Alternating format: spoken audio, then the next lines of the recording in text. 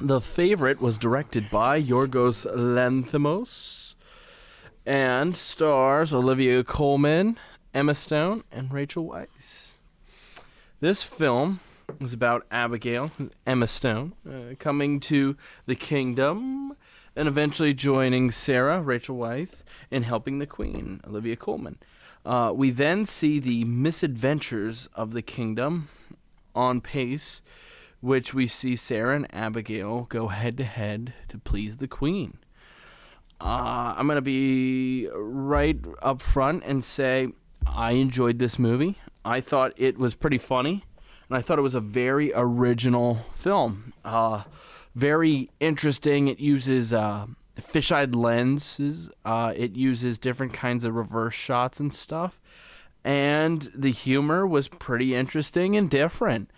Now, because of that, I'm going to say that the humor's a bit divisive. It has elements of being kind of that dry British humor, but also some of it is kind of situational outrageousness, similar to like The Office. And I'm kind of surprised to see that there's a decent chunk of people giving this movie really brutal reviews.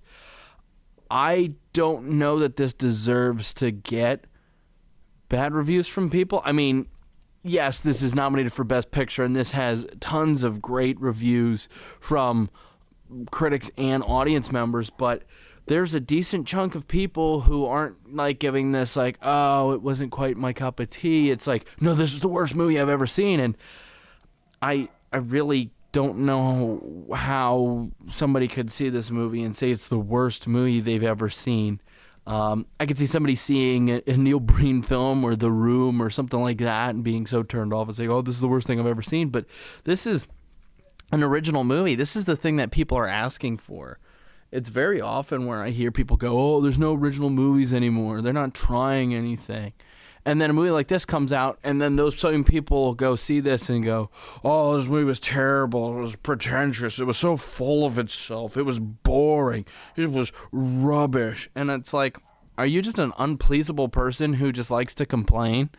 I've never understood that argument of people going, oh, there's nothing good. Everything's just stupid. And then something original comes out, and then they just berate that. I really don't know where those people are coming from. And this movie really is, it's one of those movies that I think needs multiple viewings. It kind of warrants it because there's certain things that I don't want to ruin anything, but there's certain revelations that are made toward the end of this film that going back and watching it again, knowing where it's going, might be really interesting. I'm not going to say go out and find spoilers. I think it's important to, go into this movie fresh, but give this movie kind of the benefit of the doubt rather than going in and just like, oh, this is weird, this is terrible, this is pretentious.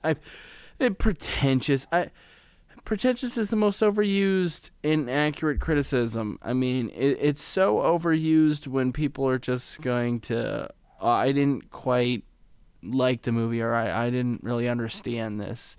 That's a fair criticism. If somebody says that to me, I will listen to them, and I can understand it. But if somebody just uses that blanket term pretentious, it just makes me stop listening to them. I'm not going to listen to a reviewer who just starts off with boring, pretentious. It doesn't make a point.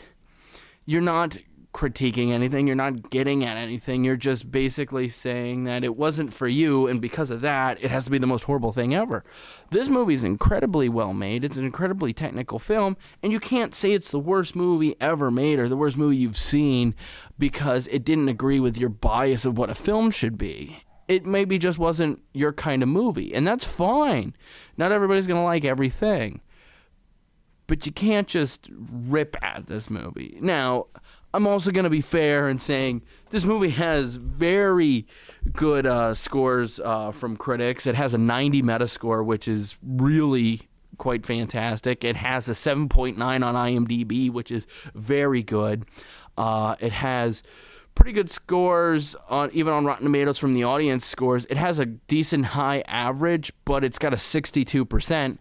It's just there's a decent chunk of people who just really berated this movie and are giving this kind of negative connotations about this, and they're kind of saying certain things that I don't think they quite know what they're saying. It's this movie, and it does have a slow pace to it, and it does have a kind of bold sense of humor, but I don't think you could just sit there and go, okay, this humor wasn't my sense of humor, and this film was shot all kinds of different ways, and it was a little too much for me.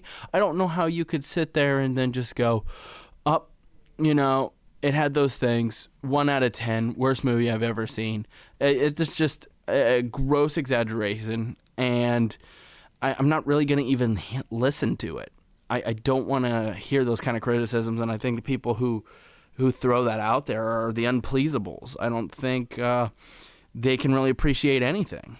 And honestly, I think a lot of times who we are kind of comes through in our criticisms. And I think some of the things we critique in other things are things about ourselves we don't like. And I think a lot of people who use pretentious way too much and criticizing a lot of different things, I really think that they're pretentious themselves, because a lot of times they're picking up details that weren't intended. They weren't put there. They're assuming things that aren't there, which is the definition of pretentious. So I don't even listen to those arguments anymore. And I'm going to say, go see this movie, especially if you're somebody who wants to see something that's bold, new, and interesting, that's artistic, and that's kind of getting at something that maybe we don't always want to talk about. And that is, I don't think this is a spoiler, but there's a certain theme in this movie about going for the things we want as opposed to the things we need. And that if you go with the things you want too much, you'll be left miserable. I really think, that's something that you can kind of take away and go, yeah, you can't always get what you want. But if you try sometimes, you just might find you get what you need, as the great McMahon said himself. Now, I absolutely say if you're somebody who wants to see all of the Best Picture films, absolutely go see this. There's not even a question. I think you're already going to go see it anyway. And if you're somebody who likes kind of a bold sense of humor, kind of an outrageous sense of humor, I think you'll find a lot of good laughs in this. I laughed quite a bit. But if you're somebody who's looking for that kind of more typical Hollywood comedy where it's a laugh a minute, quote unquote, where it doesn't change between a comedy and a drama, then this isn't really your kind of movie. You should go to your local film store, if you even do that. If you're that kind of person, you're probably just, streaming and stuff. Hey, go stream Dumb and Dumber, something like that. That might be up your alley. And I think that's a good movie. I'm not even going to crap on Dumb and Dumber. I'm just saying this is not a Dumb and Dumber scenario, and I don't understand why people expect things to always fit this idea they have in their head of what a comedy should be. I think you should go in with open arms and open kind of appreciation for things and see where this movie takes you. And I think you should do that with every movie you go and see. You shouldn't have expectations. And if you do that, I think you're going to enjoy most stuff you see.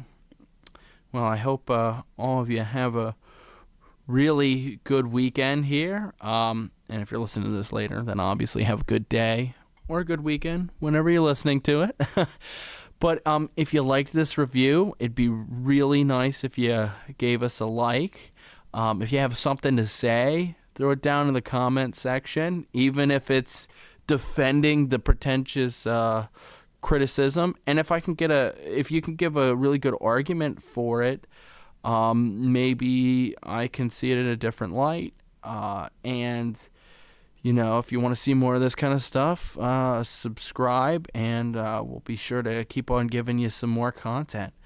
Well, thank you very much, And thank you for your time, and I'll see you later. Oh, and guys, real quick, I'm sorry, but I had forgotten to give my score. My score for the film is a 9.5 out of 10. I think it's one of the best movies of 2018.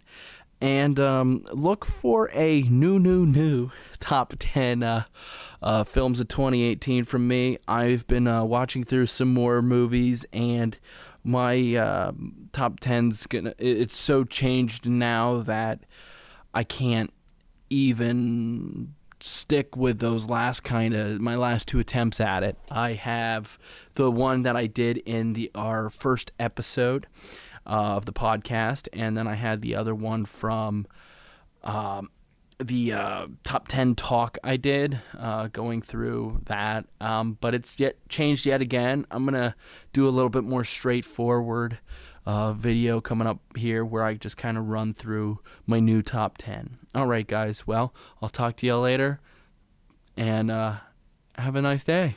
All right, bye.